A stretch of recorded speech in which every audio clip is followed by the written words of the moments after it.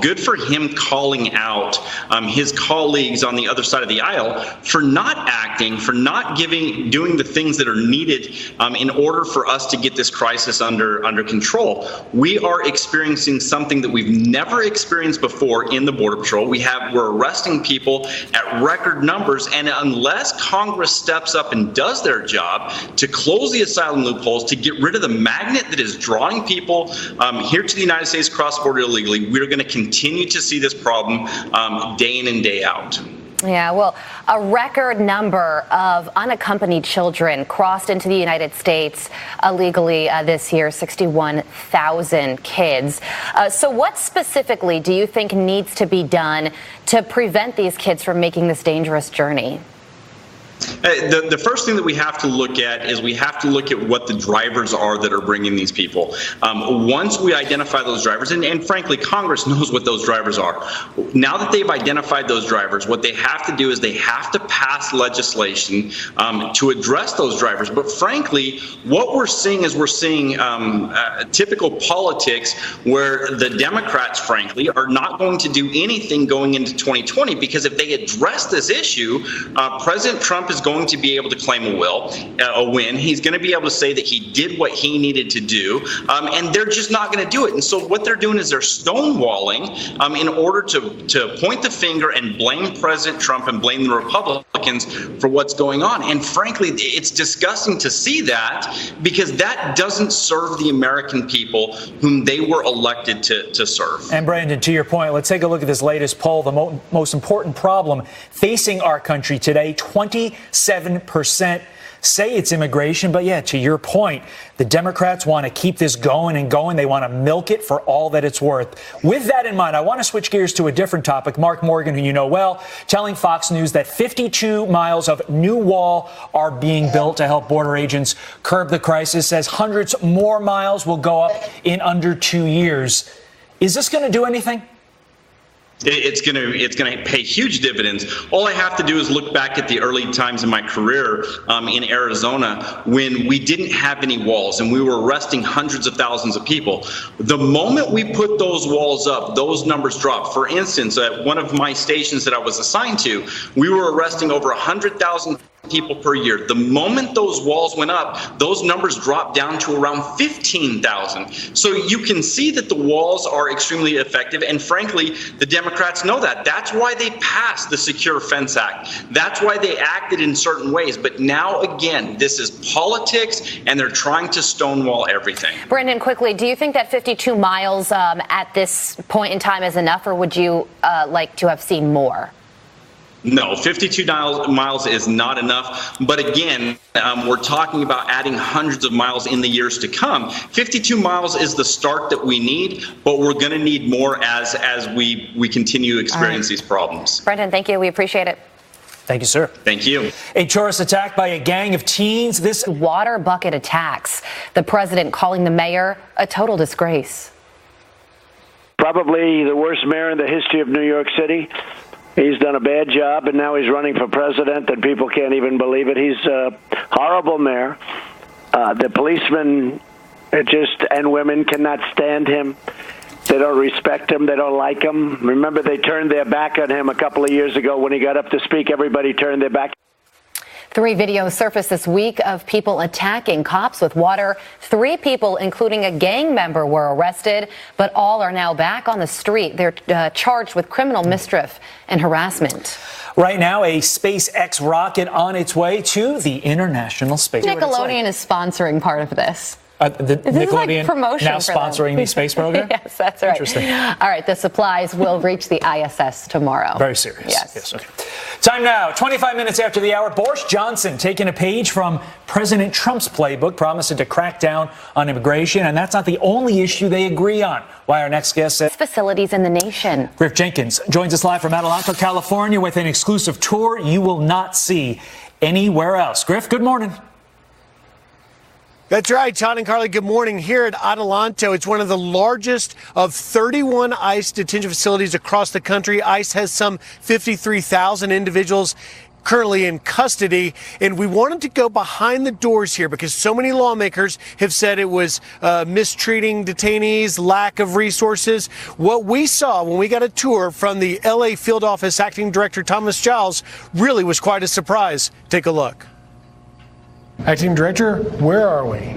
We're currently in the intake processing center at the Adelanto ICE Processing Center. This facility here houses up to 1,940 detainees. After they get classified and after they get booked in by the facility, we're giving them hygiene items. They have soap, shampoo, conditioner, toothbrush, toothpaste, as well as they have bed linens, socks, shoes, shower shoes, and then their uniform when they're detained here. Medical care is a top-notch priority. We have a full-time medical clinic here. One thing that we do offer here is for consulate phone calls and pro bono attorneys, it's a free phone call for the detainee. Director, what is this area here? We're currently in the special housing unit here. In this area, the individuals that are detained here are individuals that have committed infractions. So that's like fighting or disciplinary. Yeah, the most common in custody. Yeah, the most common infraction that's occurred here is refusing staff orders and fighting. While they're in here, they have open movement, and they have the ability to roam around the area here. We have phones for them to use. We have books for them to use. Individuals are able to play Xbox and watch movies. These guys are playing soccer. I presume this is the recreation yard. Yeah, right now we're in the recreation yard, and we offer the detainees anywhere from 2 to 3 hours a day, if not more, depending on the availability. In terms of the characterizations out there, there's a big national debate, but what do you want people to know? Well, I want people to know that when these individuals are detained here, we're giving them the care and custody that they need. We're going to do everything we can to keep the individuals safe while they're detained here. And Todd and Carly, there's no children here. These are all adults, 18 and older, men and women, although we did not spend time in the women's facility. It's the same as we saw for the men. It's just a separate facility. They keep them separated. About 60% of the detainees here have criminal convictions prior in the United States, Giles told me. But when we were going through, we were able to talk freely with the migrants. And one of them, Noel Beltran of El Salvador, I wanted to ask him how he perceived his treatment. Here is what he told me on camera. Although we can conceal his identity, here's what he said. Listen. Here at Adelanto, right? How do you think the conditions are? It's great for me. It's great.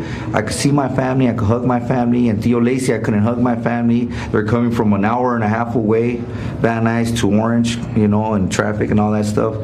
Half an hour, sometimes 25 minutes, 21 minutes. It'll get cut off real quick, behind the glass. Right here, I have contact with my family. I could hug my kids.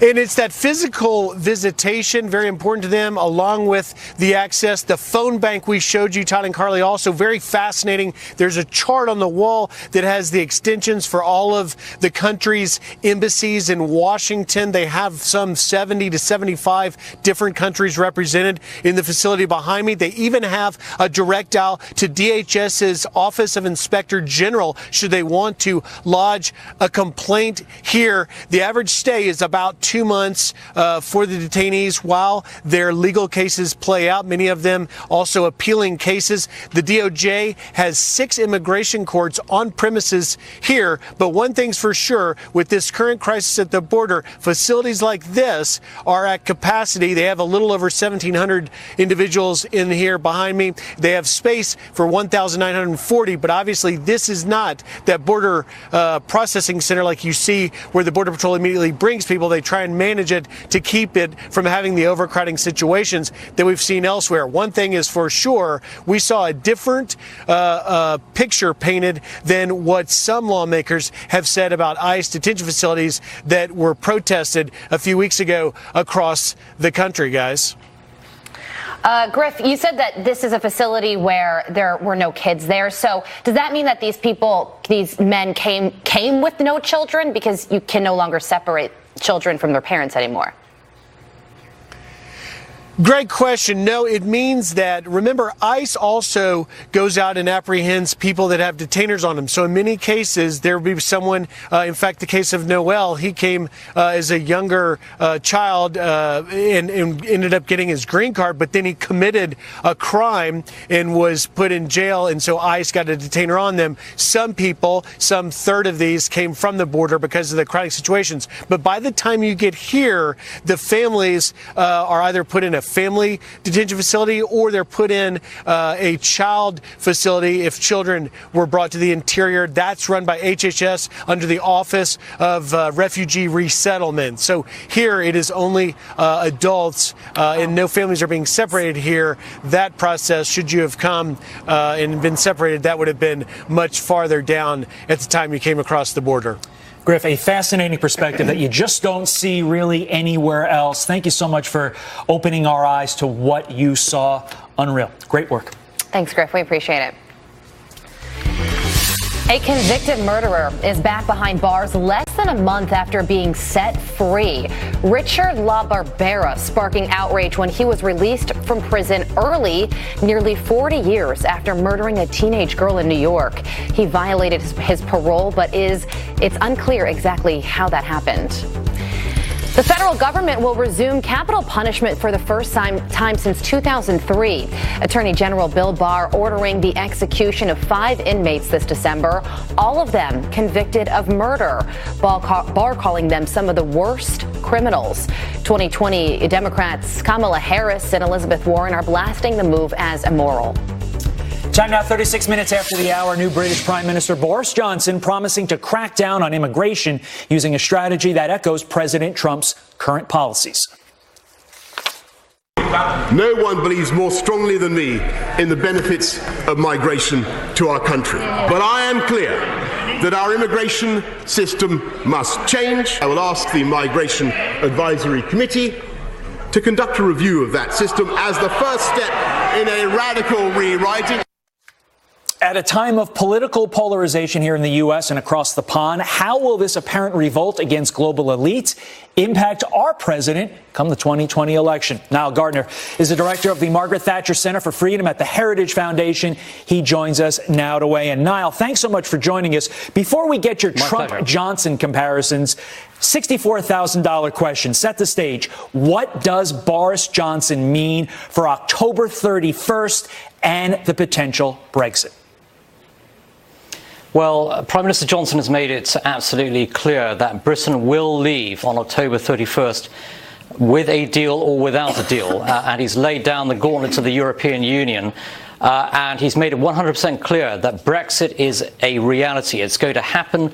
Britain is going to leave the EU on October 31st.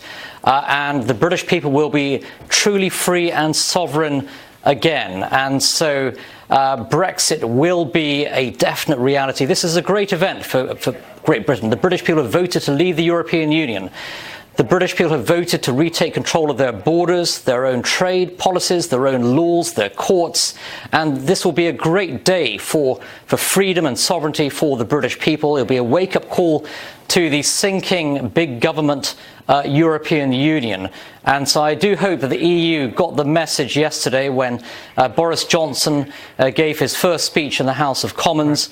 That should be a wake-up call to the EU that it's no longer business as usual. It's not Theresa May in charge anymore, who had a very weak-kneed approach towards Europe. Boris Johnson is a true Brexiteer. He's leading a Brexiteer. This is, as usual, Trump and Johnson comparisons. Obviously, there's a definite sense of nationalism, putting your respective countries first, promising tax cuts, pursuing a trade deal between the U.S. and the U.K. But of course, the biggie that you see on that list is the immigration debate. What does Boris Johnson want to do in Europe, or in England, I should say, and how does that compare to what President Trump is trying to do here in the U.S.?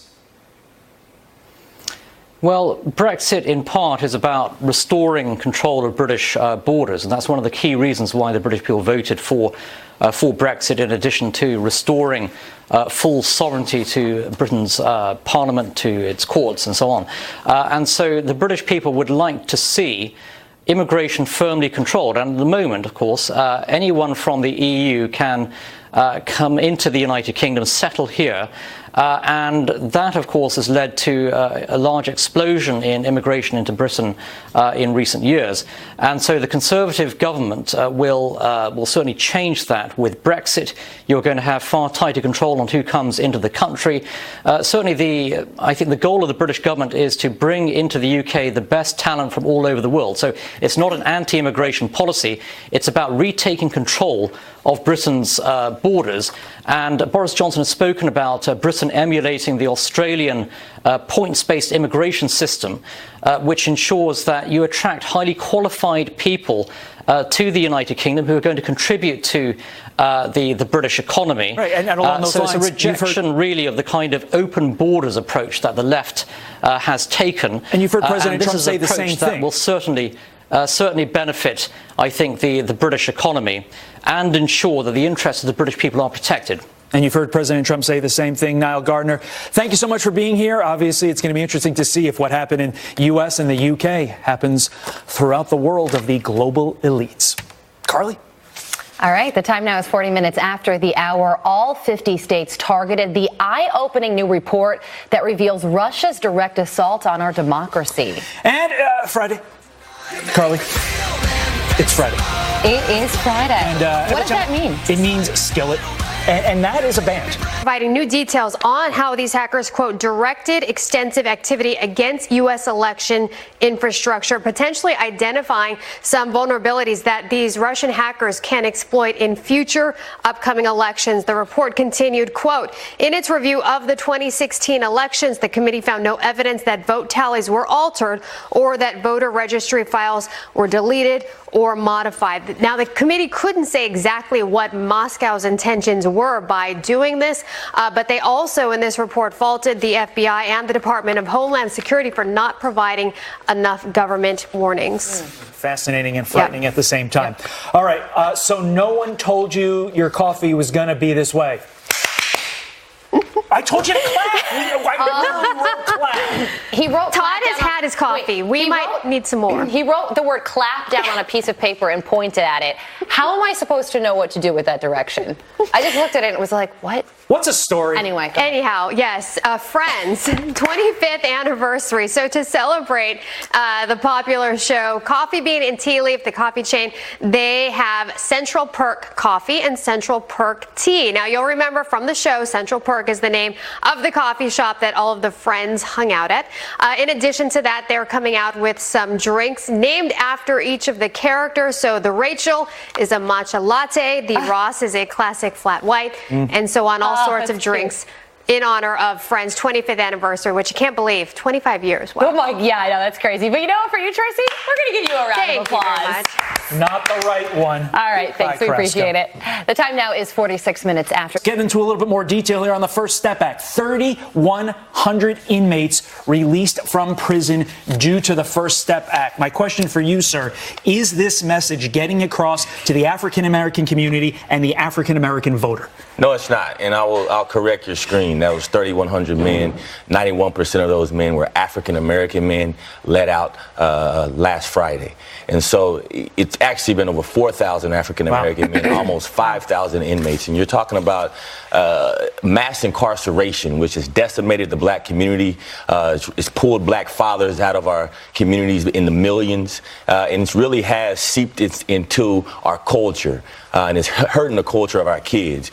I met with President Trump because I go into the community. I serve the black community. I've been serving all my life. Right, I put my faith in God, and I go out and I live my day with my hands. My words I say, but my hands I do, and I touch it. And so I got to give President Trump credit. I don't always agree with how he says things, but I will tell you this: actions speak louder than words. And so the stats you didn't see up there is the fact that billions of dollars are going into black communities right now because of opportunity zones with Ben Carson and President Trump. Yeah.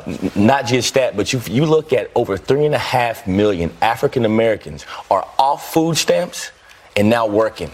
It's a big difference to just go off food stamps. But when you go off food stamps and now you're working, that's where we need to get to as the black community. And I can go on and on with these policies. I mean, you talk about historical black colleges, right? Blacks need education, especially the former slave population in America. We don't talk about this enough, but the former slave population in America is the poorest, the sickest, and the most uneducated group of people in America.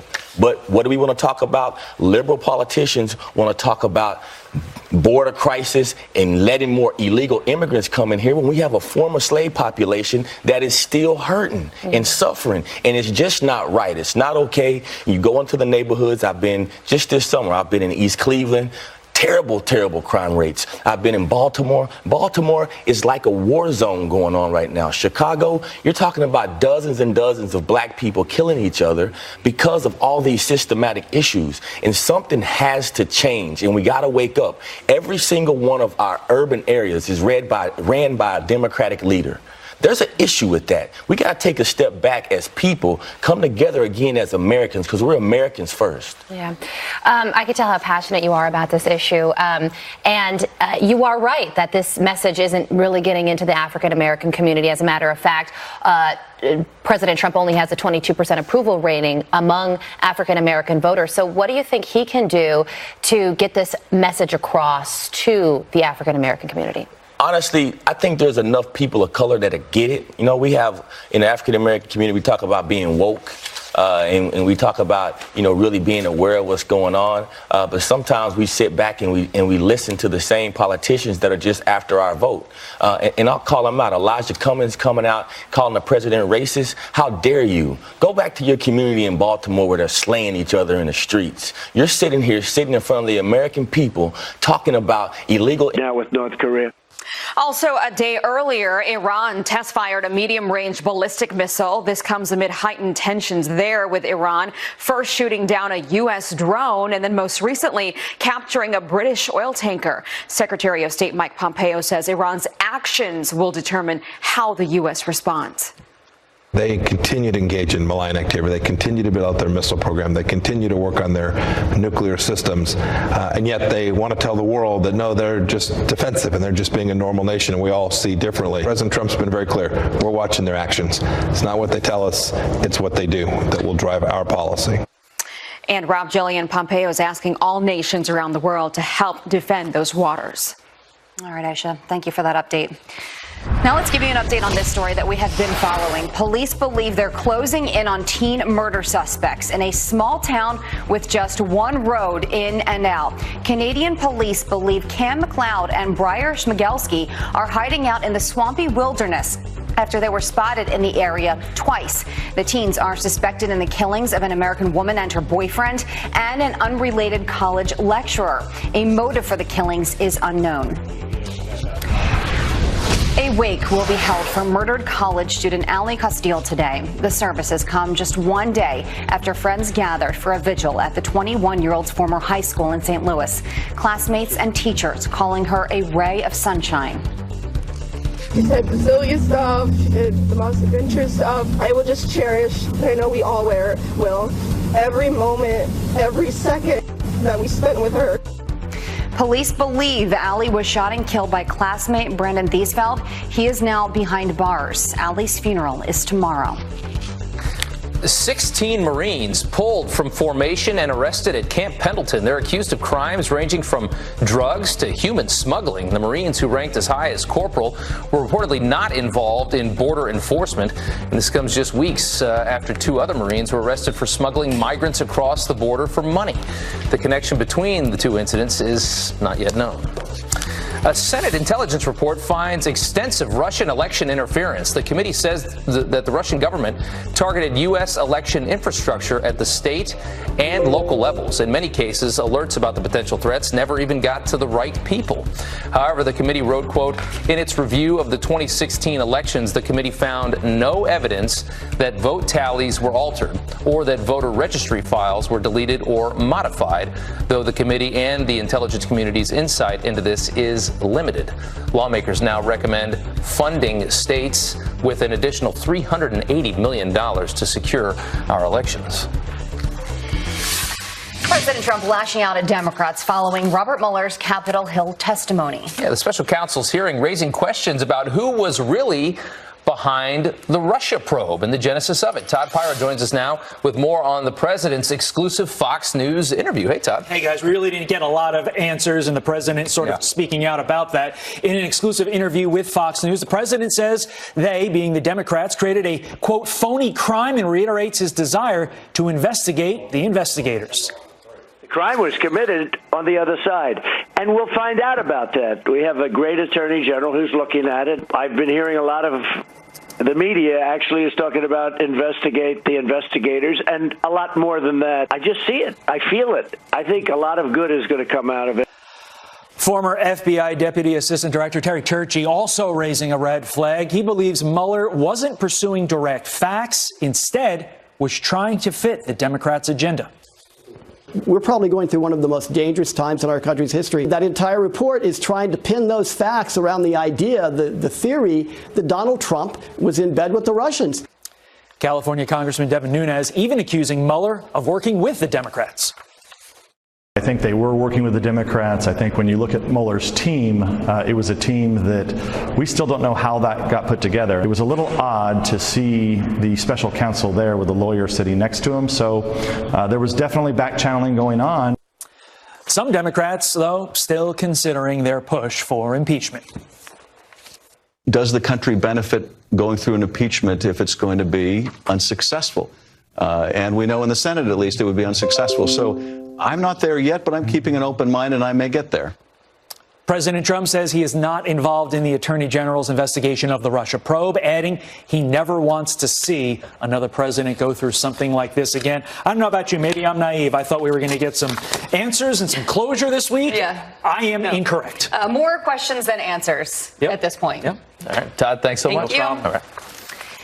The White House rips a federal judge's decision that blocks stricter asylum policies. In a statement, Press Secretary Stephanie Grisham writes in part, quote, the tyranny of a dysfunctional system that permits plaintiffs to forum shop in order to find a single district judge who will purport to dictate immigration policy to the entire nation must come to an end. An Obama-appointed judge blocked the policy that required migrants to seek asylum in other countries before reaching the U.S. Hours earlier, a judge appointed by President Trump ruled in favor of the policy. All right, the House passing a bipartisan bill to raise spending caps and suspend the debt ceiling. It includes budget gains for military programs in the U.S. and overseas and adds $320 billion to federal spending over 2 years. 132 Republicans oppose this bill as it will exacerbate our nation's already growing debt. The president, though, tweeting his appreciation, saying the bill is, quote, great for our military and our vets. A big thank you. It now heads to the Senate, and of course the president is expected to sign it. Right now, a SpaceX rocket is on its way to the International Space Station. 3, 2, 1, 0. Ignition. And liftoff of the Falcon 9 rocket and the Dragon spacecraft. Watching that never gets old. No. The rocket taking off from Cape Canaveral, bringing more than 5 tons of supplies on board, including an Adidas soccer ball and Nickelodeon green slime. How about that? Yeah, and if you want to know why, astronauts are going to study how the slime acts in zero gravity as part of an initiative to try and get kids more interested in science. The supplies will reach the ISS tomorrow. It's moving quick. That green slime will never go away. It's been around for like as long as I've been alive. 10 minutes after the hour, a heated House hearing. Congressman Doug Collins blasting Democrats for not taking any action on the border crisis. You know what is dehumanizing? It's talking about a problem, and never putting a solution up. Put a bill up. I have a bill, put mine up. So what is it going to take to finally get this crisis under control? A former border official has an idea. He joins us live next. And when marriage proposals go really wrong. A viral video seen around, a viral no, I should say, seen around the world. Ooh.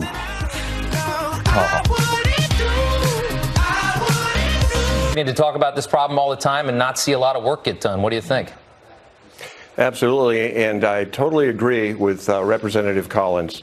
Something needs to be done, and as I've said on Fox before, I blame Congress. They need to set aside their bipartisan competition and reach across the aisle and do the right thing for the American people. Make the laws that protect this country and keep this a sovereign country. Without law of the land and rule of law, we will crumble. Let's take a look at this number here, a record number of migrant children crossing the border in fiscal year 2019. That is 61,000 unaccompanied minors coming into the U.S. That is since October. You know, Democrats claim that they want to be the ones to help the children and protect them. But in the end, aren't they the ones who, and other people, but aren't the children the ones who are really hurting here? Yes, they were given the welcome sign by presidential directives back in 2013 and 2014, and the smuggling cartels of Mexico and Central America took great advantage of that. This is really a travesty because some of those children are being trafficked into the sex trade and being stolen away from their real families to be matched up by the cartels to people that then are identified as their pseudo parents in order to qualify for refugee status or political asylum. It has, as I said a moment ago about Congress fixing this, it has gotten out of hand. Whereas when I worked a decade ago in the field, 90% of those that were illegally in the United States and breaking U.S. laws between ports of entry, 90% were returned, some within days. If contiguous territories like Canada and Mexico, the same day, and at worst a few weeks, 90%. Now it's the reverse. 90% are released into the U.S. Yeah, and that is just a staggering number. If we look at going right into that, a poll here asking what's the most important problem, the biggest issue we have in the country right now, immigration leads the way. Do you think Democrats have a plan here? Because their rhetoric at this point essentially almost sounds open border. They're even against deporting people that a judge says must be deported out of this country. They're against that. What would their plan look like? Well, I think that they are probably trying to move towards some sort of relief for those that reside in the U.S., very similar to the Immigration Reform and Control Act of '86, and try to repeat something that we said we would never repeat. Let's get an update on the border wall from Acting Commissioner of U.S. Customs and Border Protection, Mark Morgan. This is last night. New wall absolutely has been built. 52 miles, lighting. It has roads and technology. 205 miles of new wall will be built. If we can get the DOD funding, that's going to be another 250 miles of wall. If they can get the funding, he said. What do you make of it? One thing that I think much of the American public does not realize is that the Department of Homeland Security and this administration has been building wall since 2017. Improved wall, replacement wall, and new wall. Call it wall, call it fence, call it tactical infrastructure, as we in the government call it, choose it. But it is being built, and the government experts have identified where and what kind it needs. So they just need to build what we need, not more than that, not less. It's just, I think the progress, I think disappointing for a lot of conservatives, is that it's been slower than I think people anticipated. It's only 50 miles at this point. Sir, thank you very much for your time. We do appreciate it. Thank you. It is 18 minutes after the hour. First cities, now hackers are targeting schools. The governor that just declared a state of emergency and what you need to know to keep your kids safe. And the city of Cincinnati goes to bat for illegal immigrants. The rapid response network that's been put in place. Hackers were going after your cities. Now they could be targeting your children. Yeah, Governor John Bell Edwards declaring a state of emergency in Louisiana after a cyber attack compromised 3 school systems in the northern part of that state. Here with what you need to know to protect your kids is Kurt Knutson, the cyber guy. Good to see you. Thanks for joining us. This is a bit frightening, huh? Jillian, good to see you. Rob, good to see you. You know, this is a crazy story, actually, and one that's not quite resolved. So the threat is not over in the state of Louisiana. It's also a very good example for the rest of the country. Here we are in 3 different parishes, which, you know, same thing as counties for the rest of us in other states, that the governor now issuing the state of emergency for the very first time related to a cyber cyber attack because they've identified that at least 3 of their systems have been infiltrated, and they don't even have it under wraps. They don't have an idea as how far it's gone. They're investigating that right now. So you got to watch out for yourselves at this point. Yeah, here's part of the declaration from the state of Louisiana. There have been severe intentional cybersecurity breaches in the Sabine, Morehouse, and City of Monroe school systems that may potentially compromise other public and private entities throughout the state of Louisiana. And we've got some tips here on how to keep your kids safe. We're going to go through them one by one with you, Kurt. The first one, keep all the devices that they use up to date with all that latest operating software. How important is this? Yeah, you know, I think we've heard this time and time again. When you get notified that there's new software for a device, go ahead and check your kids' devices at the same time, because whether it's a laptop, a tablet, or a smartphone, you want to make sure that software is up to date, because they're offering greater and greater protections as they issue those updates. Now, the next one you say is use complex passwords. Obviously, something that people can't figure out, probably not like your birthday or the street that you live on like I used to do. But the next one, which I want to get to, is rather... password 123. Right, exactly. This third one, though, is really interesting. You say to consider a credit freeze for your child. Kurt, this is, I mean... Is it coming to this? It's crazy. So here's the deal. So your kid, I don't care if he or she is 8 years old or 12, there's a potential that someone can use their data and their information, including a social security number, and apply for credit, whether it's a new car, a credit card, whatever. So if you believe that, for example, if it turns out in Louisiana that they've lost enough critical information on personal data, then you're going to want to do a temporary credit freeze for your child. What does that mean? You reach out to all 3 credit bureaus, you issue a credit freeze temporarily, and you are the one who unlocks that at a later time. Problem is, I guess sometimes you don't know until it's too late, you know? These hackers, Kurt. All right, keep after them. We do appreciate it. Have a good weekend. You too. 25 minutes after the hour, a Fox News exclusive and a rare inside look at one of the largest ICE facilities in the nation as agents are forced to defend the living conditions. That's right. Griff Jenkins is live in California with the proof you will only see on Fox News. Griff. Yeah, Jillian and Rob, good morning. Behind me, one of the... Yeah, you remember a few weeks ago, we had protests across the country protesting ICE detention facilities. There were protesters here. This is one of the largest of 31 of such facilities across the country. The acting director of the LA field office, Thomas Giles, brought me inside where they're housing about 1,700 detainees. Take a look at what we saw. Acting Director, where are we?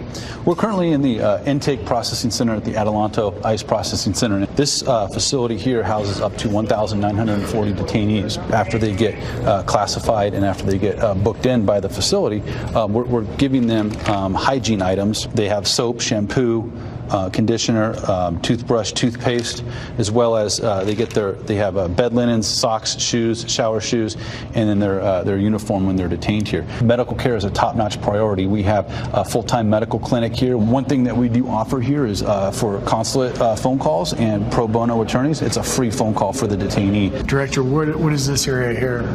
We're currently in the special housing unit here. In this area, the individuals that are detained here are individuals that have committed infractions. So that's like fighting or disciplinary the most common in custody? Yeah, the most common infraction that's occurred here is refusing staff orders and fighting. While they're in here, they have open movement, and you can they have the ability to roam around the area here. We have phone calls, phones for them to use. We have books for them to use. Individuals are able to play Xbox and watch movies. These guys are playing soccer. I presume this is the recreation yard. Yeah, right now we're in the recreation yard, and we offer the detainees anywhere from 2 to 3 hours a day, if not more, depending on the availability. In terms of the characterizations out there, there's a big national debate, but what do you want people to know? Well, I want people to know that when these individuals are detained here, we're giving them the care and custody that they need. We're going to do everything we can to keep the individuals safe while they're detained here. Now, all of the detainees are adults, right? They're 18 and older, men and women separated, no children here. There's some 75 countries represented of the detainees, and we were able to speak to several of them. One of them, Jesus Hernandez from Mexico, had this to say about conditions. Listen. Do you think this is humane treatment? Yeah, I think it is. I think it is. It's a blessing. It's a blessing to wake up and have a little bit of freedom and get out and watch TV and be able to talk to other detainees and like that. Other places you don't get that treatment. The average stay for detainees is about 70 days or 2 to 3 months. There are 6 DOJ immigration courts here on the premises, which helps things move quickly. But certainly what we saw, Rob and Jillian, was not a portrait of the situation as we saw playing out with the Border Patrol processing centers down in McAllen, Texas, and elsewhere. Here, it's very professionally run. All the inmates, we didn't have any of them tell us that they were being treated inhumanely. This facility, by the way, is run, as are most ICE facilities, by a private contracted company. In this case, you can see the sign over my shoulder. It's a company called GEO. Rob, Jillian? That's interesting stuff, Griff. Thanks so much for that. We appreciate it. A convicted murderer is back behind bars less than a month after being set free. Richard LaBarbera sparked outrage when he was released from prison early, nearly 40 years after murdering a teenage girl in New York. Well, he violated his parole after getting out early, but it's not clear exactly how he did it. Columbine will stay. The high school where 2 students killed 12 classmates and 1 teacher will not be torn down and rebuilt. The discussion to replace the original school has been sparked by a recent spike in trespassers on school grounds. Among them, a Florida teen who traveled to Colorado after buying a gun just before the 20th anniversary of that shooting. Jillian. Speaker Nancy Pelosi and Congresswoman Alexandria Ocasio-Cortez set to meet today amid escalating tensions in the Democratic Party. You could reach in a bag and pull so many things out that are impeachable of this president. I support impeaching this president. Whatever decision we made in that regard would have to be done with our strongest possible hand, and we still have some outstanding matters in the courts. The question of the hour, can the two find common ground, or will the divide prove detrimental? Here to debate that is Joel Rubin, former Deputy Assistant Secretary of State under Obama and Ford. O'Connell, former presidential campaign advisor for McCain and Palin. Thank you both for joining us this morning. Good to be Certainly here, appreciate it. Ford, I'll start with you. I mean, this is the time that the Democratic Party really needs to get their identity, and it doesn't seem like we're any closer to that. Well, look, currently there's a battle for the soul of the Democratic Party going on, and the divisions within the Democratic House aren't just limited to impeachment. They include things like socialized medicine and abolishing ICE. And look, there's a real crisis of leadership here. Nancy Pelosi may be the speaker, but we all know it's AOC and the Socialist Squad that are driving the agenda in the ship. And frankly, President Donald Trump is loving this dysfunction because he wants to ride it all the way to the ballot box in 2020. Yeah, Joel, do you see this as being a problem for the party? Yeah, Jillian, well, the Democratic disarray is definitely disturbing, and it's one that it makes a bad look in public. But the party's not so divided internally. What? The challenge right now, it's not. The progressive base and the leadership, the progressive base and the leadership, they are fighting it out. But on ideas, on policy, there's a lot of unity. The problem we have right now is the anxiety. Policy? Oh, my goodness, on policy, on health care, on environmental policy, on economic policy, student loan debt forgiveness, you name it. But the anxiety is that the pacing is very frustrating to progressives right now on moving it. Joe, in 2018, Democrats won because they were unified. They were on the same message. And right now, they're all over the map. And frankly, when it comes to AOC and Pelosi, there is no incentive for AOC and the squad to play ball with Pelosi because they crave attention like a teenager on Instagram. It is all about them. It is not about your party. And frankly, if Donald Trump can effectively make them the 2020 face of the Democratic Party, he's actually going to effectively basically get rid of the presidential nominee and possibly could retake the House, because when we look at swing state polling, AOC's favorability is at 22, Omar's at 9, and socialism's at 18. He couldn't have dreamed this up any better get the current rate things are going. Well, Joel, hold on. Let me interject here for a second, because, Joel, it seems like at some point the Democrats really have to get a handle on their messaging to tell people exactly what type of party this is going to be, because you have a lot of independents out there who are going to play a big factor in 2020, and you have people saying, I don't even know what the Democratic Party stands for right now, because you have moderate Democrats and you have the socialist extreme out there that a lot of people aren't interested in, quite frankly. Well, it's clearly a lot going on right now. We've got a dynamic Democratic primary. We've got a significant fight within the House about the direction of what they want to do with Donald Trump and this impeachment proceeding, which there's a lot of pressure from the base to go forward. But the disunity is overplayed. Democrats, the disarray is in front of us.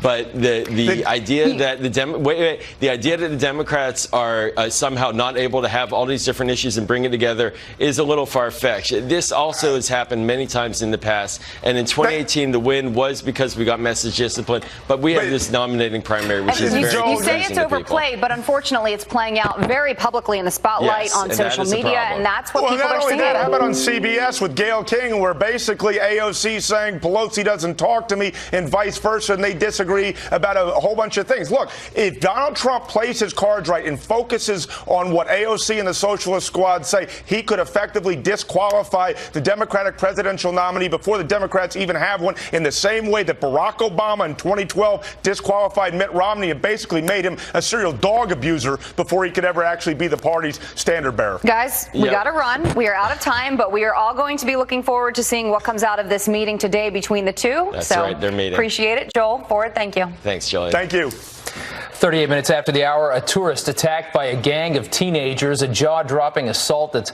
sparking an urgent manhunt in our nation's capital. And this morning, there's a twist. Was it a case of mistaken identity?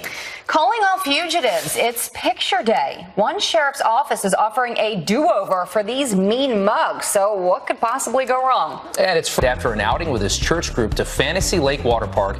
The amoeba that caused his death is common in warm, freshwater lakes, but only causes damage if it somehow gets up your nose. There have been only 145 known cases of this in the United States since 1962. However, all but 4 of those cases have been deadly. Wow. That's scary. That is scary.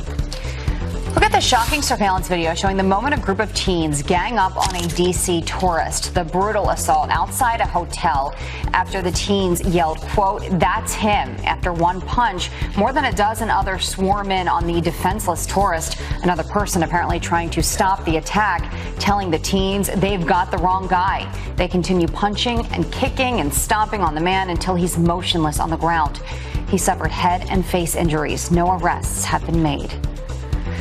President Trump and New York City Mayor Bill de Blasio trading jabs over water bucket attacks on the NYPD. Probably the worst mayor in the history of New York City. He's done a bad job, and now he's running for president, and people can't even believe it. He's a horrible mayor. The policemen and women cannot stand him. I challenge you, Donald Trump, to come to New York City, and I will debate you about what's right for New York City. If he doesn't understand New York City, and when his presidency is over really soon, he will not be welcome back in New York City. 3 videos surfaced this week of people attacking cops with water. 3 people, including a gang member, were arrested but are now back on the street. All right, one U.S. city could soon form a rapid response network to protect illegal immigrants from deportation. The program would provide free legal services and know your rights training to immigrant and refugee families in Cincinnati, Ohio. We want to be ready, be prepared, have a plan, and have a rapid response network. All right, well, the city council is going to vote on this plan, this bill, next month. A patriotic punishment that fits the crime. Yeah, a Missouri teenager caught on surveillance video stealing an American flag from a car wash. The owner, a veteran, posted the video on Facebook, and several people quickly identified the thief, who called the store and apologized. The owner then invited him to hand out American flags to customers, and the teen agreed. He says he wanted the young man to learn a lesson without getting arrested. I like that. Yeah. Jinx. All right. 44 minutes after the hour. The president celebrates the signing of the Pledge to the American Worker 1 year later. Our next guest attended the event and says this program is what he needed to build his skill set and boost his pay. First, let's check in with Brian Kilmeade and see what's coming up on Fox and Friends. Ooh, Brian's outside. Yeah, I am, Rob, and I know you're very impressed with that. So will Jillian a short time ago. By the time our show starts, Rob will be on the beach, let's be honest. I do some of my best work on artificial surfaces. We'll be on the artificial surface today, right there. Skillet's going to be our band, and either that or we're just going to get to keep their equipment. We're going to have a crane camera. Chris Chula will be on that. He's not up yet. That is Skillet's bus. That's what they came in. The windows are tinted. I can't really see if there's a kitchen. All under the watchful eye of Harris Faulkner. She'll be staring us throughout the show.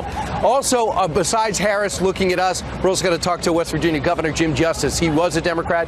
Now he's a Republican. How does he feel about what the president's policies are? Mike Lindell might run against Congresswoman Omar. Will he bring his pillow to the action? And Acting ICE Director Matthew Albence will be here. Geraldo talking about the crisis at the border. And what does Congress do? Congress goes on a 6-week vacation. Pete Hegseth never goes on vacation. He has a lot of tattoos. He'll be here live to talk about all that. Plus, Wood's 2020 campaign just spent $12 grand on paella. We're going to break down the candidates' eye-catching expenses and how Joe Biden still is doubling all opponents despite small crowds, bad debate performances, and sometimes incomprehensible speeches. We're kicking off Week 10 of our All-American Concert Series. It's going to be great. Rob, I recommend you come, but I know you won't. You're going to go and start your weekend. Jillian, promise.